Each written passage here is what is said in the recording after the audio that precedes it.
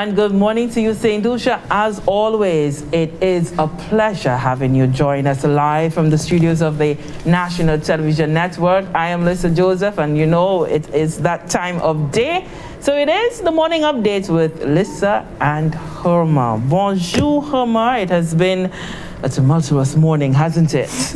You know, traffic is all over. It's almost as if, Herma, I know the festive season is upon us, but somehow I seem to think that we've gotten to a degree of normalcy again. All of this traffic up north and let me tell you, you know that it's December and we're approaching the middle of the month when the traffic begins, and this morning really was an indication of that. I don't know if we should be feeling good about it, but it's December for sure, and it's something that should be let's feel good, because as I said, I just feel like, you know, we were back in 2019 all over again, back to normal before that dreaded COVID descended upon the world. So I feel as if we're back to normal. And the cruise ships in the harbor as well, I think they're up to 3. Yes. So that may be adding to the sort of congestion that we're seeing, and again, that is a good thing, because it means that we have our workers within the tourism sector across the board, whether it be the tours, you have the excursions going on, our restaurants, and the vendors, can't forget them, they're so very important. So the activity, it seems like the bustling feel is getting there. I'm happy about that.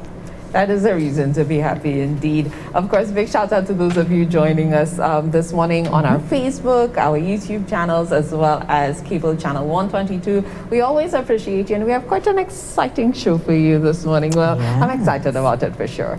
Yes, Homer. Why would you not be excited? I know, right? It involves something that Homer loves very much. I shan't say what that is until we make that introduction. But we have coming up tomorrow, which is a Thursday, December 9. Again, I'm speaking about activity, lots of activity in the city center, because we'll be hosting the first Hiranora National Honey Show. That's going to happen between the 9th and the 10th of December, Thursday and Friday. It's an opportunity for us to be introduced to something very organized, and we'll talk about that, very organized, and showcasing honey. Honey. Oftentimes we think about honey, and I just think of it very affectionately, because of my grandmother. She gave me that little teaspoon of honey. Yeah. You know, you're sick, you know, to soothe out the throat and so forth. But honey, coming from the bees, multi-billion-dollar industry globally, and St. Lucia has been making some strides into being able to find its place within that industry. So, Homer, for the National Honey Show, Hiranora National Honey Show, we have with us this morning the Chief Judge, Ms. Sue Carter, who's coming all the way from London, the London Honey Show. And of course, we also have with us, always sharing the love. And this morning we got to share the love. And later on, we'll be sharing more love in Homer's favorite segment, when we'll be doing a little tasting. Chef Orlando is here with us, the award-winning chef. I have to say that. The award-winning chef is here with us. Good morning, lady and gentlemen. Morning. Good morning. So the Hiranora National Honey Show, and that's going to be held under the patronage of the Minister for Agriculture, Fisheries, Food Security and Rural Development, Honorable Alfred Prosper. It is an activity of the GEFSG-UNDP. What does that all mean? It means the Global Environment Facility Small Grants Program, United Nations Development Program, or here we like to just simply call it GEF or JEF. So that's how we'll give you a little factoids on Jeff in just a bit, but let's talk to our judges. Sue, I want to start with you, because you are coming in as the veteran of honey shows. Yes. And over in London, it's a big thing, the National Honey Show. It's a really big thing. So talk to us about the sort of importance of a National Honey Show.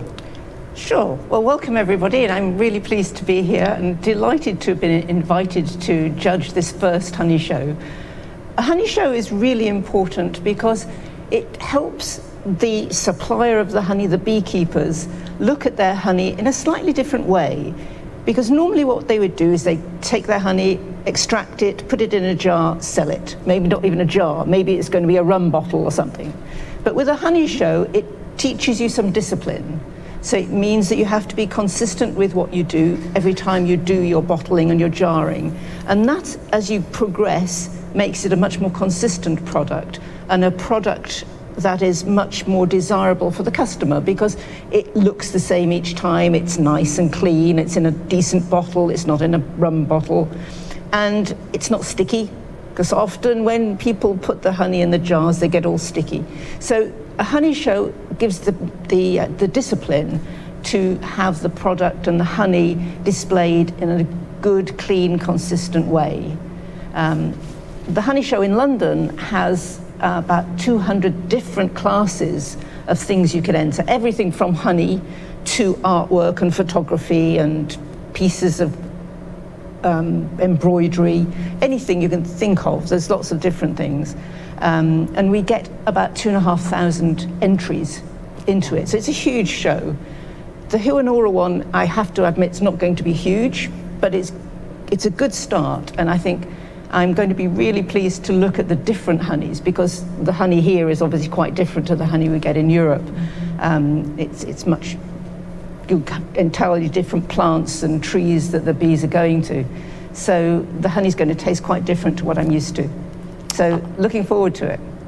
Yeah, so we'll get a little bit more into that. But so then the show really affords all honey producers the opportunity to come in and participate. So, absolutely. So it does not really shut out anyone. So you may not even necessarily be a full-time producer, right? No, any hobbyist. If you've got one colony of bees, you can enter just as well as somebody who's got 200 or 400. And you don't have to be a beekeeper, because there are two classes in this honey show for baked goods, which Orlando is going to be judging. One is a cake, which is a fixed recipe with honey, and the other one is any baked good containing honey. So you could adapt your local favorite fruit cake and add some honey to it rather than using entirely sugar, and you can have that and enter it. And I think there's still time to enter. Yes, there's still time. We'll talk about the rules a little later on. But, Sue, I said that it's a multi-billion-dollar industry looking at, the apiculture. So help us to fully frame this for us, the vast possibilities there are within this industry. Sure. If you look at where the big producers are, we're looking at China, we're looking at Argentina, Turkey. They produce a lot of honey.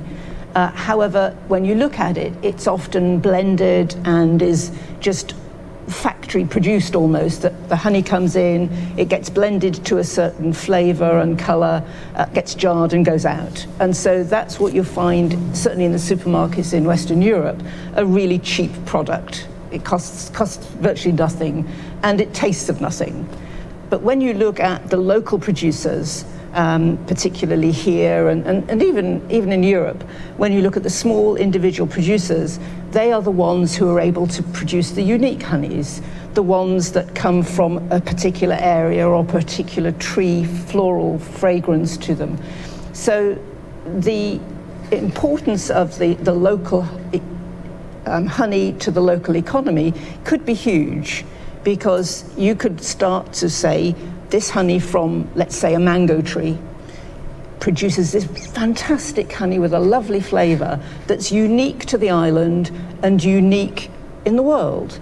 And so we need to be looking at the flora and fauna in the country and see what's going to give us that unique product that you can perhaps export with a much higher price than anything else, or you can sell locally to people like Chef Orlando to make specific dishes with this unique honey. That is so interesting, just listening to you speak about this, because it never occurred to me that, the trees that the bees gravitate to changes the components of the honey. Sure. And from year to year and from season to season, the honey will be quite different. So what's flowering now in the country may not exactly be the same as what was flowering last December, or even, so the range of where the bees go, bees will fly about 3 miles in diameter from their colony. So they forage and collect from that area. So really depending upon what's flowering at the time, and what's in abundance at a time, because they'll go to somewhere where there's a lot of it, will depend upon what they're collecting. So no two colonies of bees in one apiary will have the same honey, because these bees might go that way and these bees might go that way. So they'll be collecting different things. So does that then allow the farmers to be able to control the type of honey that they receive? No, you can't control the bees. That's the unfortunate thing to some extent, because they will go where they want to go. But if you've got your bees in an area where there are a lot of, say, I don't know, mango or mangroves as well, they also collect from the mangroves, then you'll have a predominance of that particular flower and floral trait to it. Very exciting. So just speaking to the show, the UNR National Honey Show, what are some of the components as a judge that you will be looking for in addition to the presentation like you've mentioned? So the first thing I will do is I've got a really strong, powerful LED torch, and I tell any beekeeper who's wanting to start to show is to get themselves a good torch. So I'm going to be looking through the honey to see if there's anything floating in it.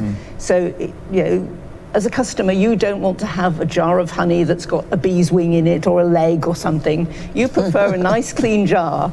So I will go through it with a torch first of all and see how clean it is. Make sure there's no debris in there really.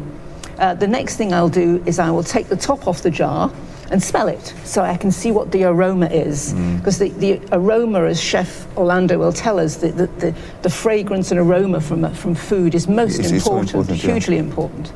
So that they'll then try and see how thick the honey is, because generally speaking, the thicker the honey is, the better it is. It will keep for longer. So I will use my little dipping stick and see how thick it is, and then finally I'll taste it.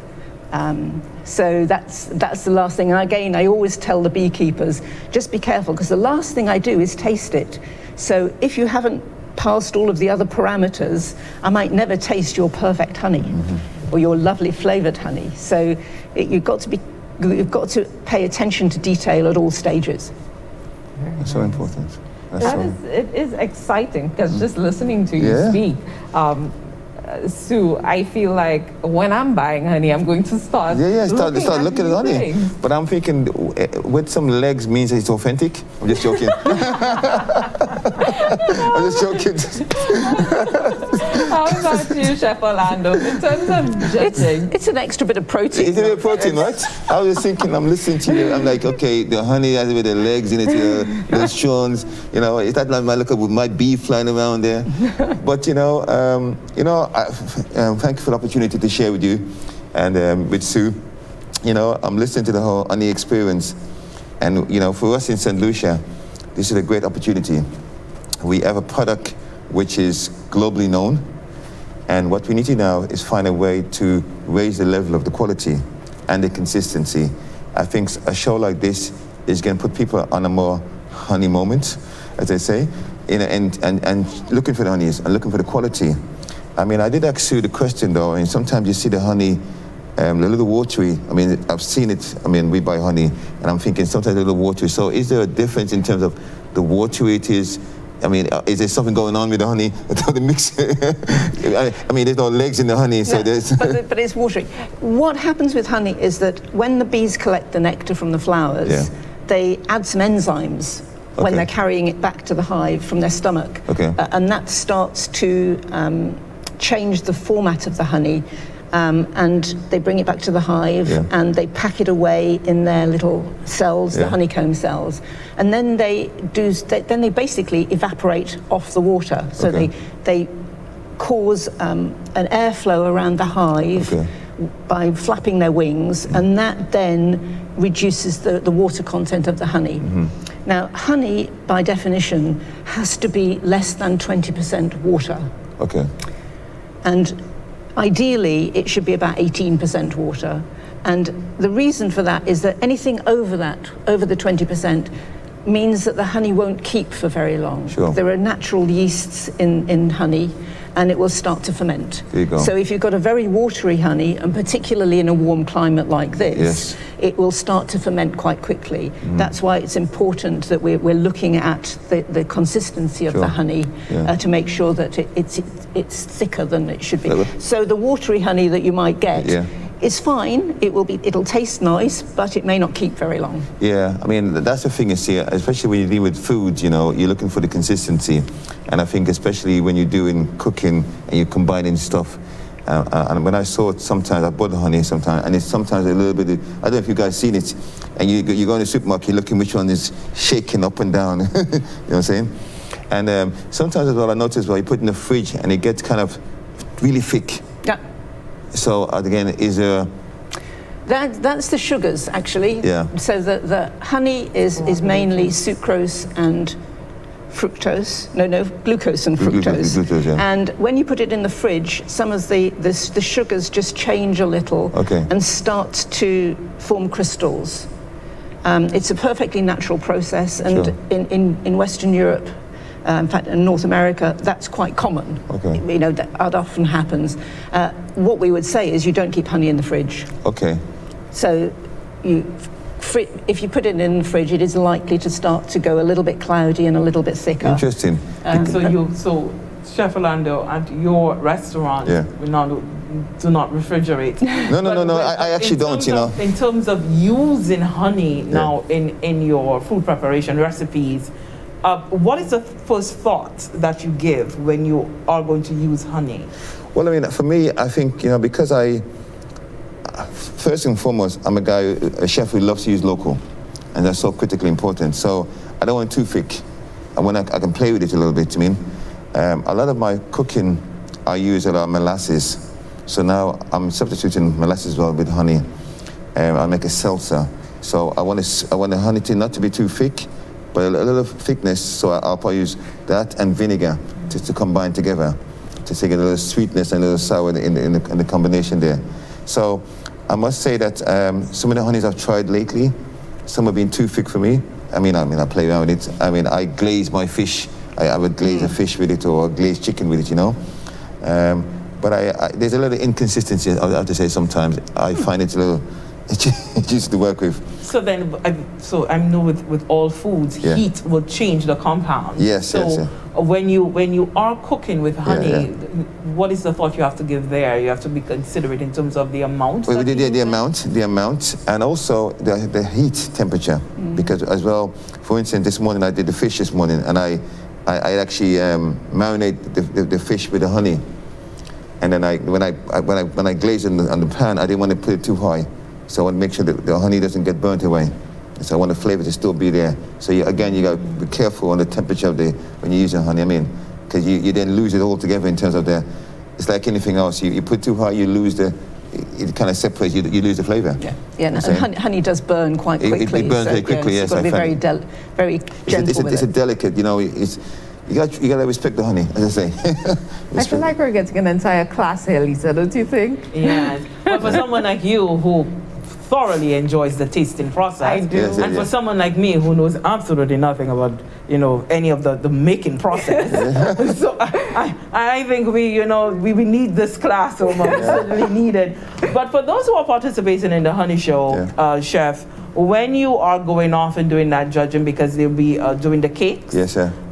So what will you be looking for? Well, the thing about cake making is that, so I said this to you, that I come from a school where we use butter and sugar to blend together. So the idea of using honey now is kind of a fun idea.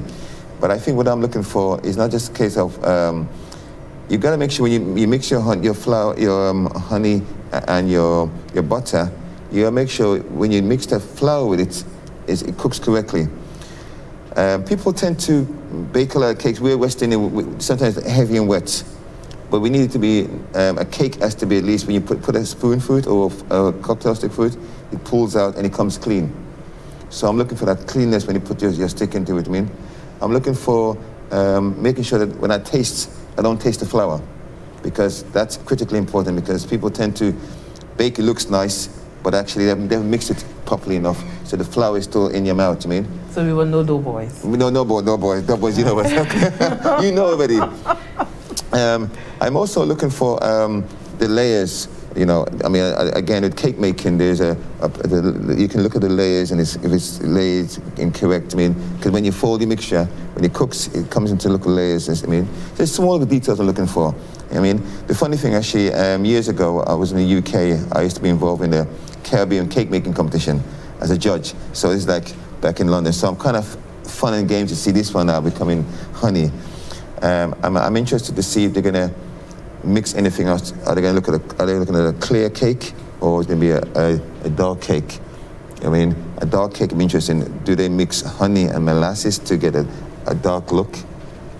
I don't know, because because with the honey is one thing. We got a standardized recipe. They got to follow one, but a new one, whatever they can do with. So they have the opportunity to be creative. Yes. So, but is it a plain cake that they or the first one, the plain one? Yeah, the fixed recipe is a plain cake. The plain cake. But then the other one is effectively fun and games. Open. Yeah. It'd be creative mind, you know. Let the mind roll, you know, as I say. So, and it's not just cake; it's any baked goods. Any baked good, make cookies. You can make cookies. You can make pancake, breads. Yeah, anything which can influence honey can be influenced in. You know what I'm saying? I mean, again, you know, doing a cassava pancake, you know, like, you know. Oh, that's interesting. I do a cassava pancake, but instead of using sugar, you use honey with a cassava pancake. Again, great, you mean? Yeah. I'll make so you're giving your the exhibitors or potential exhibitors some good ideas. Great ideas. Yeah. Well, you see, the thing about cooking is an idea until you present it yourself. Very true. So the way that you may necessarily prepare it, somebody else may not do it. But I can thoroughly agree with that. I relate, because I have ideas about what I would like to eat. Don't ask me to present it. But what we are looking for, though, I think, and I'm going to tell you too, what we are looking for is a creativity of local ingredients. Please do not come with the strawberries. Please do not come with your apples. I want to see, I'm here to see what we could do with local ingredients and influence with honey. So banana is going to be great for you. Banana is great, you know. You can do banana, even you can do pumpkin. I mean, imagine doing a wonderful pumpkin pie. You can do, you know, with honey. It can be, I mean, the sweet potato is a great, another one, sweet potato pudding, you know, and you use honey instead of, you know what I mean? Chef, you should have brought some more tasters for us, I think. Fantastic ideas. But before we get to what you have on the display there for us, Chef, because the taste. Now, when we talk about taste, I think we all have varied in ideas as to what that means. Sure. And I think that instinctively something has honey, then I'm supposed to be sweet. That's sweet taste. No. But you have a refined palate. Yeah. Yes, you know, more than him and myself. Yeah. So what is that taste that you're looking for? Well, the taste I'm looking for is, you know, when you're doing food and you're combining sweetness and spice, you don't want it too sweet. You want an essence of the flavor, but you don't want to be like, oh my God, that's sickening sweet. So you can have, if you have a vinegar combined with the sweetness, there's a little combination flavor there. With cuisine is subjective, but in your own mind, if it tastes good, if it looks good, it's going to taste good. But sometimes it look good, but don't taste good. But you know, we've had some of those experiences. Yes, we've had those plenty times. Yeah. But the point I'm making, I think the interesting thing is now for us to get an experience of flavors. I think honey is a unique flavor, and you don't want to take away from it too much, but you want to influence it. So you can influence with ginger, you can influence it with coconut, you can influence it with garlic, but you still got the onion flavor, but you're influencing it. So what I'm looking for is the influence of how people can influence honey without losing honey. So if you're going to be creative, but don't lose it. Because if you're going to present honey, you want to make sure it's honey, but you don't make sure you want to influence, like going to a party and dancing with a new dress every day, but you still want to dance. Yeah, so that has to be the consistent thing there. That's right. So before we talk again about our beautiful, delicious looking display there, the nutritional aspects of honey. Yes. talk to us about that, because that's on a whole broader scale now. It really speaks to our health and well-being. Yeah. And honey is a sugar. It's a blend of sugars. But what is advantageous with honey is it's got a lot of extra little enzymes and very trace ingredients in it, which are good for you and good for gut health. But honey is sweet. It's 1.5 times approximately sweeter than sugar. So you don't need as much of it in order to get the same level of sweetness. So when you're baking and cooking with it, you don't need anywhere near as much of it. But it is still a sugar. I mean, I can't go hand on heart, as much as I might want to, say that it's healthy for you. It is just better for you than eating a lot of sugar because you don't need as much of it. But yes, it is a blend of different sugars.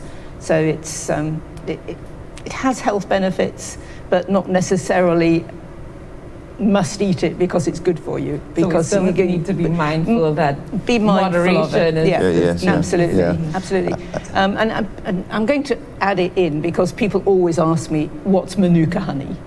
The great product from New Zealand that certainly everybody wants to buy Manuka honey and it costs a fortune. Manuka honey has got health benefits, but purely on open wounds. It's got a chemical in it that forms an antioxidant that helps dry out wounds. So Manuka honey is great for open wounds. Has no real extra benefit if you eat it over the honey you'd get locally. But it's hugely expensive honey. You've probably come so into and it doesn't niche market. They have, but it doesn't actually taste very nice either. They used to feed it to the pigs. They used to try and stop the bees going to the Manuka plants because the honey tastes so awful. But then some bright spark tried some various tests in a lab and thought, we've got a Manuka factor. But see, the interesting she made points there is that this is the same thing we could do in St. Lucia. We have a unique, but I mean, she has a very important question. Do we have enough honey to export? First and foremost, we need to make sure we have enough honey for St. Lucia. But then we can actually have our own niche market, which is uniquely St. Lucia. A uniquely St. Lucian honey, if we have enough to create enough awareness as a byproduct that we can export as a high-end quality product. And I think that the idea of this competition, this challenge, is a way to get the farmers themselves to look at their honeys, look at the process and look at the standardization. I mean, from one honey to the next, how do you compare?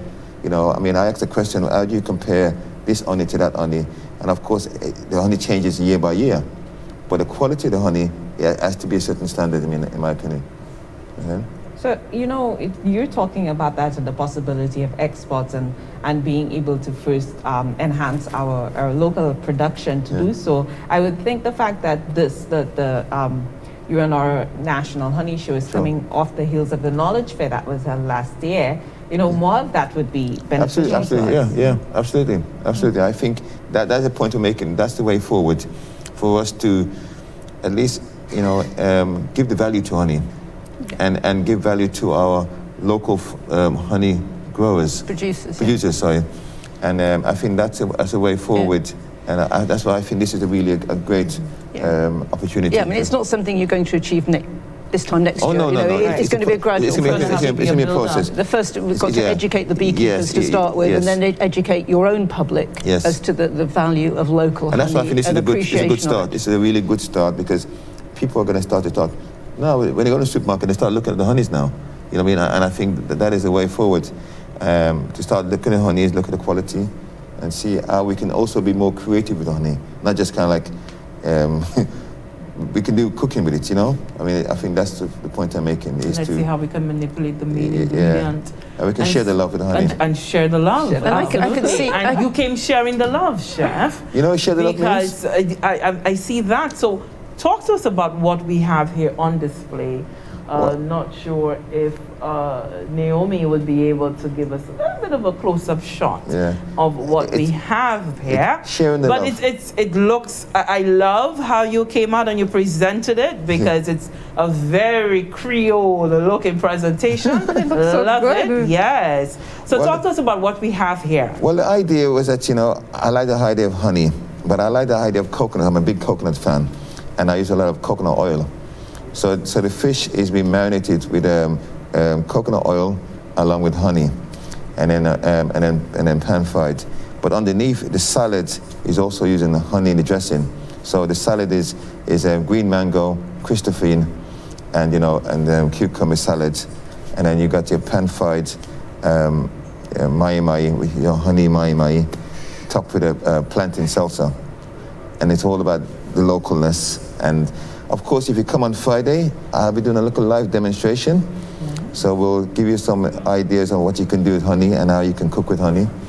The vision really is about how do we make this production presentable and how we get people to appreciate using honey. The fact that Sue and her team has flown from UK, I think it's important for us as St. Lucian to try to support it, make it worthwhile, and people come out and try honey. And also use honey in our cooking. Yes, I mean, the idea of coconut and honey is a fabulous idea. I mean, I would even use lemongrass with that to be even fun as well with lemongrass, you know. But just taking the ideas and just giving it our local look, you know. Well, and it's that all looks local. fantastic. Can't wait. And don't worry, I bought forks and spoon. You can try. It was made fresh this morning. Came all the way from Sufa with love. Yes, all of it with great love there. And Yes, the coconut, I'll be happy to coconut. Yeah, you can take the coconut. The coconut. You know what they say about people who eat dried coconut? Yes. What did I say actually? Yes, Homer, and I am that.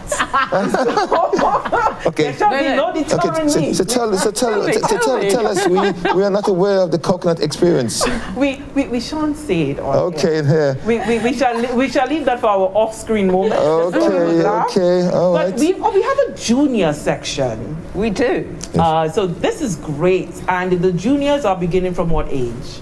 I think it's any school age. So nice. And I can't remember what the class is. I think we've got some, is it drawings we've got? Drawings, yes. So it's in the art division. Yes, photography. Yes. So that would be great for us to be able to have our young ones. I think so, yeah. So it's art using honey. Yeah, art using honey, I mean. Or any drawing of a bee or anything to do with it. So because children's perceptions of what a bee looks like are totally great fun. You know, everything from a great big round fluffy yellow and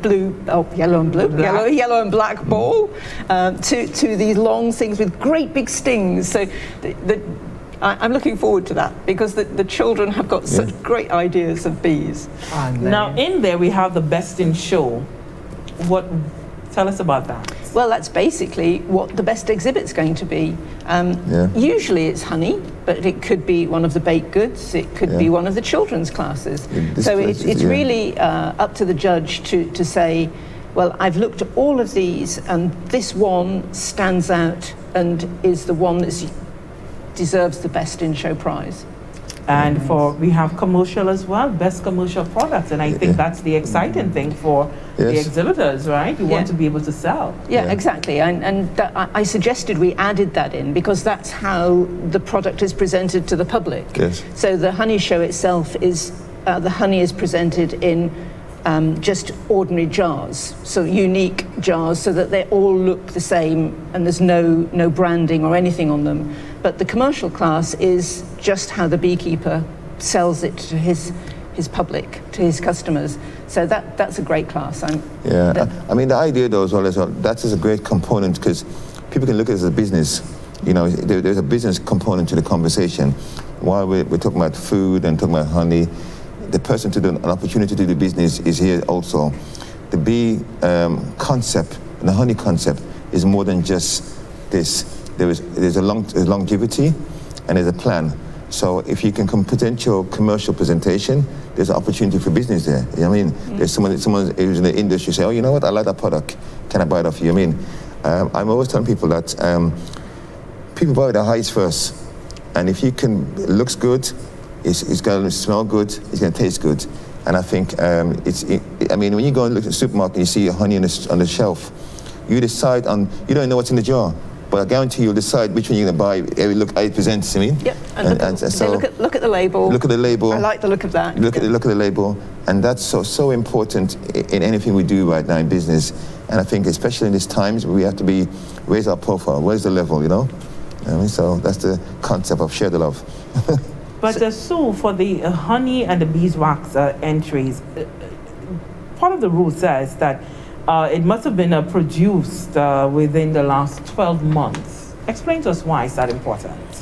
Really, particularly the honey, because honey, you lose some of the aromas and flavors. They go off very slowly, very gradually, but a fresh honey is always going to be a lot nicer than one that's been sat on the shelf for the past 12 months. And hopefully your beekeepers don't have the honey sat on the shelf for that length of time. They've got it out and sold to the customers, to you guys. So that's really why that rule was put in there.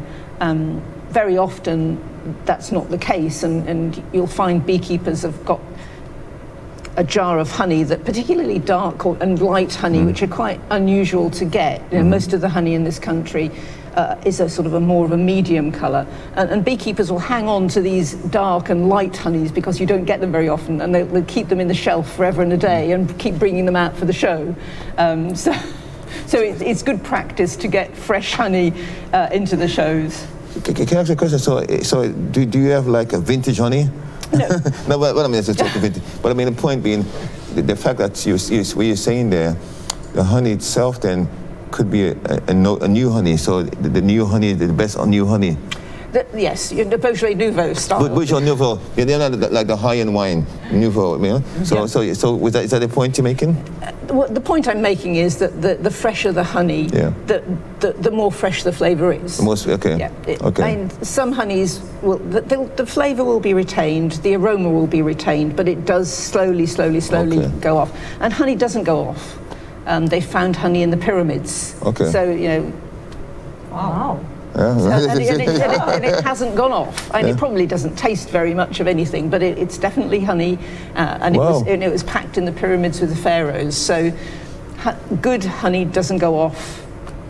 Interesting. So that's different to wine. So. Yeah, absolutely. Well, yeah. Different. It's the other way for the wine. It's the other way for the wine. But I'm interested, it doesn't go off because I think people who don't know the honey, they kind of think it goes off, and we put a expiry date, which is kind of like wow, you know. Yeah. But it's interesting you say that after time it sort of loses the flavour. Yeah, it gradually goes off, and it takes quite a long time to go off, but it does. Yeah. You know, a honey that's 10 years old certainly doesn't taste like a honey that's. And what's with the colour? Because sometimes you're talking about the brown, the darker, and is there a reason for the colour in the honey? That's purely where the bees have been foraging, so what trees they've been going and collecting from. I'm not familiar enough with what colour a mango, or predominantly mango flower honey would be, or whatever. So I don't know what colours, but certainly what I've seen of the honeys that while I've been here and other islands I visited, it's predominantly what I would call a medium colour. Okay. Nice. Yeah, so we're looking forward to having some great time down there on a Thursday and Friday. Yes, I was just about to ask, you know, for persons just listening, participants for the contest, is there any advice that you would have for them in terms of preparation for the show? Sure. Now, we gave a little talk on, I forgot what day it was, Monday, thank you, about how to prepare for a show, and I know Richard Matthias has done a few others as well via Zoom, but basically I want to be wowed. Chef Orlando wants to go, wow, that's great. So look at what you're doing, keep everything clean, keep everything organised, and participate. Just have a go. That's what I'm really trying to tell people. And because most importantly, have fun while you're doing it. Well, that's my view, actually. I was going to tell people, like, you know, I always tell people in my kitchen, what's the first rule of kitchen? And everyone says, oh, wash your hands. And then I said, first rule of kitchen, never cook in a bad mood. So you never cook in a bad mood, because that's the spiritual of your mood will dictate the food. So the same I will apply to this concept. When you come to deliver your honey, you are in a mood of you're sharing. And so your spirit needs to be in it. You know, if you're in a bad mood, go do something else. Because we're looking for. Chef, that's really applicable to all things. Well, people tend to kind of work, and you come to work and you go, I gotta work. But if your mood dictates that, if you're like for me, I'm under pressure in the kitchen, but I'm still in the mood to cook food. So it will not take away my spirit and my energy of presenting. I'm getting pissed off with the staff, but sorry. but I'm gonna say to you, I'm still the spirit of the food is still in me to deliver. So I would say to anyone come to this competition, you're coming to present your honey with the best experience, and we're looking for that energy that you're talking about the honey. You appreciate the honey, and you want to deliver something which we can take away with us, and love the honey moments. Oh, yes, indeed. We're going to be loving that. Home and I will be stopping by for us to be able to see all of the creativity that will be on display so that we can be proud of our St. Lucian brothers and sisters. Yeah. Just to remind you that entries will be accepted from 8 a.m. until 12 noon on Thursday, 9th December, and only registered here in our National Honey Show participants. You will be able to be entered and judged. All the exhibits will be staged between the hours of 8 a.m. and 12 noon on Thursday. Judging will begin at 1:30 p.m. sharp. That is Orlando sharp. Sharp, yeah. p.m. And Sue here as well. The staging of exhibits will be carried out by the show stewards as well, and so exhibitors will not be permitted in the judging area until after the results are announced, and the results are being announced on Friday after lunch. Absolutely. Right? So also exhibitors, you may enter in any of the classes that are there, or all of the classes, any or all, but a maximum of 2 entry per class. No single entry may be shown in more than 1 class, and an exhibitor will only be entitled to 1 award per class. That's right. So follow the rules, let's have fun, and I'm looking forward to seeing what I can buy after the commercial class, Oma, that's the fun part. Yeah, that's right, I mean. That's the fun And part. there will be some honey stalls there in the courtyard. Because you want to see, you want to be enticed, with the eyes, but you want to be able to taste. You got to take that away and purchase. But also, just to let people know as well, just be mindful. We're in COVID, so please, when you come to the show, respect the protocols. Adhere to them, because we all understand the challenge we face right now. We're wearing beautiful masks for the mask meetings, but the point being that we have to thank the organizers for this opportunity, but we also respect our protocols and what we're facing right now, especially with the new variants. So we need people to come in, make sure they're sanitized, make sure they wear their masks until they need to taste anything else, and respect that protocols, what we have in place there for them. Absolutely, and we're happy to know that's something, and it's taking place right there. As I said, the city center. It is happening at the Constitution Park. Constitution Park, Constitution Park. So you'll have all of those tents laid out there. It's an open area, but as Chef Orlando has pointed out, the protocols, adherence to the protocols is going to make it a whole lot more safer for all of us. So I want to thank you so much, Chef Orlando. Yes. And Ms. Sue Carter coming to us all the way from London, along with her team from the London Honey Show. We're looking forward to seeing what our brothers and sisters have cooked up for us. Well, we should definitely, and I thank you for the opportunity, and for all our persons who, if you did not come to Sue Fair, give us a wave at Orlando to like a plug plug the restaurant. But the point is actually, though, I think where we are in this time, it is a great opportunity with this honey. And again, I want to thank the organizers for this opportunity to share. I think the fact that Sue's come all the way from the UK with her team is a credit to the point that they see how important this was. And I think I want to say thank you, Sue, for coming. It really, we appreciate you validating our honey, so giving it some more credibility. I think people will look at St. Lucia now in a different view, not just from tourism, but also come to discover our honeys when they come to St. Lucia.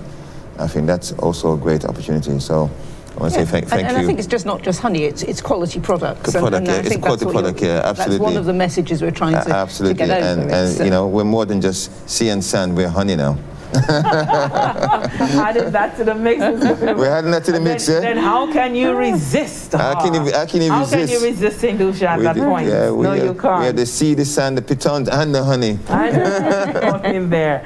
So thank you so much for that, and we'll take a quick break. We'll be back with Lisa and Homo on the morning update. It's buzzing from the 9th to December 10th, 2021, from 9 a.m. to 4 p.m. at Castries Town Hall. Hiwanora National Honey Show, under the distinguished patronage of the Minister of Agriculture, Fisheries, Food Security, and Rural Development, Honorable Alfred Prosper. The National Honey Show categories are Honey in a Jar, Beeswax, Baking with Honey, Art, and Photography, and the Best in Show Challenge Cup. The head judge is Sue Carter from the London Honey Show. This event is sponsored by Ionola Apiculture Collective, Caribbean Youth Environmental Network, Ministry of Agriculture, GEF, SGP, UNDP, SLHTA, and CCC. For more info, call 452-4900 or 717-0000. This is an activity of the GEF, SGP, UNDP. See you there. All right, thank you so much for staying with us. And during our conversation with Sue and Chef Orlando, we were talking about the idea of the exporting, creating a niche markets for St. Lucia within that apiculture, honey, and so forth.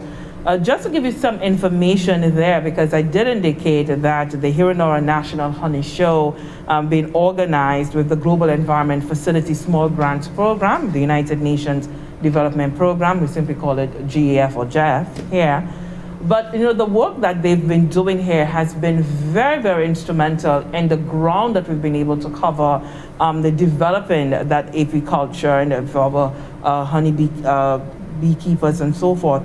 So just back in 2012, as far back as 2012, with the program, we have been able to have a number of projects funded. We've had the Millfloor Honey Producers Cooperative resuscitated, and they've been growing in numbers with its membership.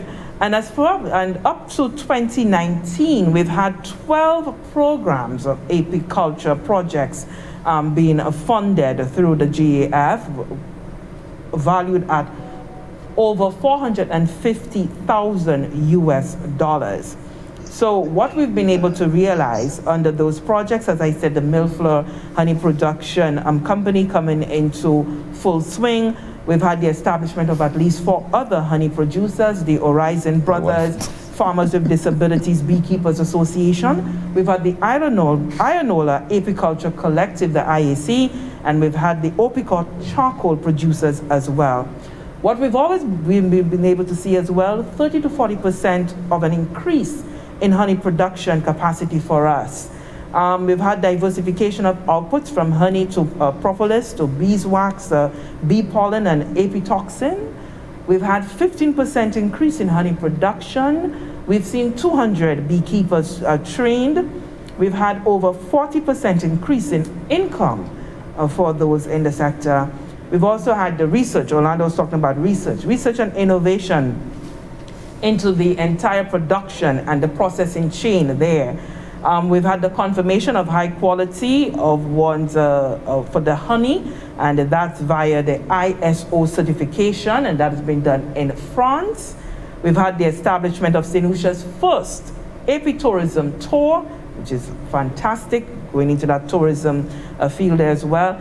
And wrapping it up with a nice big bow, DNA typing of bees completed and helped to determine the future management of strategies. So that bringing that scientific component there, and Sue was talking about being able to make those determination of the bees and so forth, that certainly lends itself to giving us more than just a fledgling subsector there, but certainly it's going to be a sustainable one. So we want to congratulate and thank the GEF for working alongside our industry partners there.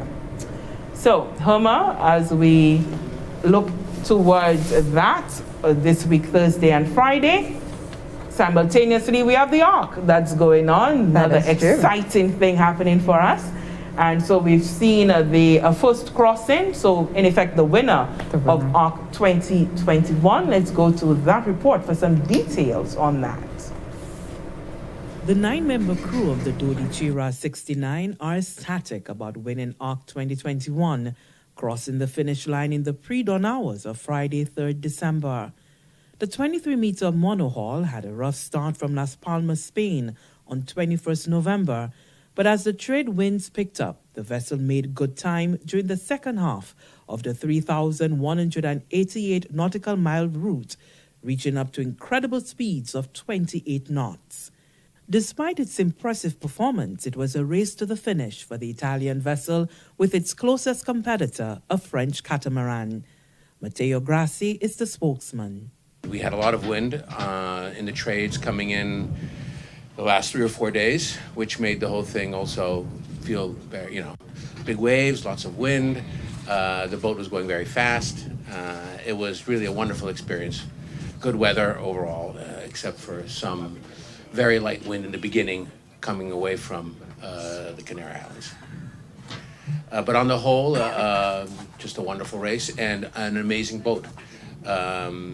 Designed by Guillaume Verdier and Axel de Beaufort, one of the designers of the boats. The crew hailing from Italy, France, and the US are seasoned sailors who have braved many transatlantic voyages.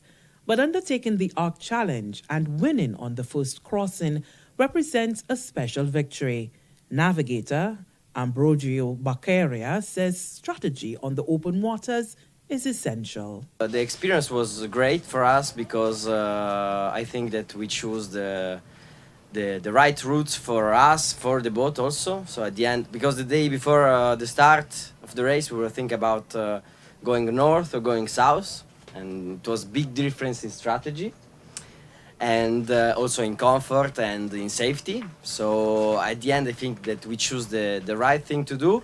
But it was also the most performance choice that we had, because at the end we were able to push the boat 100% all the time, and I think that it was clear that like in the last 48 hours we gave it all, and so at the end we also had a great pleasure to sail, because I mean to sail in the trade with 30 knots and going super fast with this kind of boat, it's super nice. It's wonderful. Since the emergence of COVID-19, organizers of the Ark have had to scale down the event.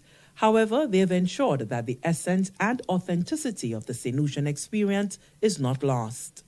Event manager Andrew Pickerskill, as well as the general manager of the IGY Rodney Bay Marina, Sean DeVoe, note that given the pandemic, the Ark's platform of camaraderie, diversity, and forging of new bonds is even more significant. While we were able to run Ark last year, it was much reduced. And we're very glad to see the entries for this year are twice, or over in fact, twice the number for last, with 143 boats and almost 900 crew crossing the Atlantic to arrive in St. Lucia before the prize giving in 2 weeks' time. Considering the start that you had, and being here now in 11 days, had you had a good start, I think both Andrew and I were probably toying with the idea that there possibly could have been a record for this year, which is an amazing achievement. Considering everything we're going through right now with COVID, and considering you here in St. Lucia, we've managed to pull it off with the support of participants like yourself. I think you have a lot to be proud of. 141 yachts with more than 900 crew members are participating in Ark 2021, including 36 children under the age of 16, the youngest being 19 months old. Chairman of the St. Lucia Tourism Authority, Thaddeus Antoine, says organizers have been carefully guided by the Ministry of Health to ensure the safe hosting of the Ark. The Ark has been very important to us in St. Lucia. It has been a staple, as you know, for 32 years. And we're hoping there are more spin-offs. And you may have been told there's Ark January. So I'm hoping some of you will stay behind to partake in Ark January. And then other regattas are built around the Ark as we go along. So once again, I would like to welcome you to St. Lucia and ask you to enjoy the best you can within the limited protocols that we have. Stay safe. As we see at the Ministry of Tourism and indeed the Tourism Authority, we've now created a safe harbor. And not just safe harbor because you're in a marina, but safe harbor, St. Lucia being a beautiful island that it is, that you feel very safe in it with the protocols we have established for everybody's safety. Each year, the Ark pumps up to $10.3 million into the local economy within a 3-week period. And with the creation of Ark January, which sails off on January 9, 2022 from Las Palmas de Gran Canaria, additional spin-off effects are expected. Ark January follows the same navigational route, 60 boats have already registered for this adventure. The introduction of the new component will attract more visitors to the island for a longer stay and entice the participants of Arc December to stay on. Honorable Dr. Ernest Tiller is the Minister for Tourism. The Arc contributes significantly to the economy of St. Lucia, to our tourism returns. So we are always happy when we have such a large pool of participants. I believe we had about 140 yachts or so, and we certainly hope that it will continue to grow. So please, welcome once again. Enjoy St. Lucia. Let's be merry. Compliant with COVID protocols, the ARC program has been adapted to include virtual events and limited gatherings facilitated by World Cruising Club, Event St. Lucia, and the St. Lucia Tourism Authority. From the Government Information Service, Lisa Joseph reporting. Bringing you the details there from ARC 2021, and of course our ARC participants will be treated to an authentic St. Lucian experience, all keeping with COVID-19 protocols. Another exciting event that took place recently, the 30th of November, we saw the graduation ceremony for 14 participants who took place in a fashion accelerator program, and we saw a great injection into the fashion industry, St. Lucia's fashion industry, and the development of the skills of these young ladies. We do have a report to give you the details on that. 14 budding fashion designers are now better equipped to advance their practice after participating in the St. Lucia Fashion and Contemporary Design Accelerator. The program provided the designers with the requisite training over a 6-week period to improve their skills in order to create viable and sustainable businesses. The training modules included color and design, textile design, garment construction, pattern drafting, business development, and mentorship. The facilitator for the garment construction module, Sophia Jules, described the program as intense and one that required the participants to be patient and determined. Executive Director of the St. Lucia Social Development Fund, SSDF, Addison Mathrin, highlighted the importance of such programs aimed at the development of technical and vocational skills. I must tell you that I'm especially interested in training and capacity building of that nature. I'm a little partial to technical vocational training because I see it as one of the key ways of helping people out of poverty or to uplift their lives. And that is primarily because there is so much of an easier transition from technical vocational training to the real world of work. The closing ceremony of the Accelerator program held on November 30th, 2021 at the Finance Administrative Center formed a graduation ceremony and a business pitch competition. The participants were given 5 minutes each to present their ideas to a panel of judges. 10 participants were provided EC $10,000 in grant funding, and 2 participants received $5,000. The Creative Industries Innovative Fund of the Caribbean Development Bank, CDB, funded the Accelerator program. Marlene Joseph, Consulting Project Coordinator with the Creative Industries Innovative Fund, encouraged participants to optimize the grant funding and make the best of the opportunity. I really hope that the value of your fashion accelerator experience, it stays with you as you make steps toward your dreams of fashion industry careers. In the spirit of the SIF, I hope that you are inspired to lead the way in your communities, lead through innovation, collaboration, and sustainable practice of your craft. Again, congratulations and good luck. Best of luck to the 14 participants who are pitching today for prize grant awards. Minister for Equity, Social Justice and Empowerment, Honorable Joachim Henry, applauded the participants for taking steps towards their professional development. I believe that this program represents a very innovative and very creative strategy for reaching and engaging young people for active participation in national development, and I commend the organizers in this regard. I also want to encourage the youth present here and others out there to take advantage of opportunities such as this one, to assist with your transition from school to the productive environment. Our unfortunate reality is that not everyone will be employed by a business entity, and so it is important to recognize that some of us have the capacity to create sustainable employment for ourselves and possibly for others. And of course, beyond recognition, to take action to convert your desires and dreams into reality. The St. Lucia Fashion and Contemporary Design Accelerator was a joint initiative of the Caribbean Development Bank, CDB, Basic Needs Trust Fund, Creative Industries Innovative Fund, the St. Lucia Social Development Fund, and the St. Lucia Fashion Council. From the Government Information Service, Wilma DeMarc reporting. All right, and details coming there for that Fashion Accelerator. We will say congratulations to all the participants getting that $10,000 and $5,000 respectively there for furthering their business ventures.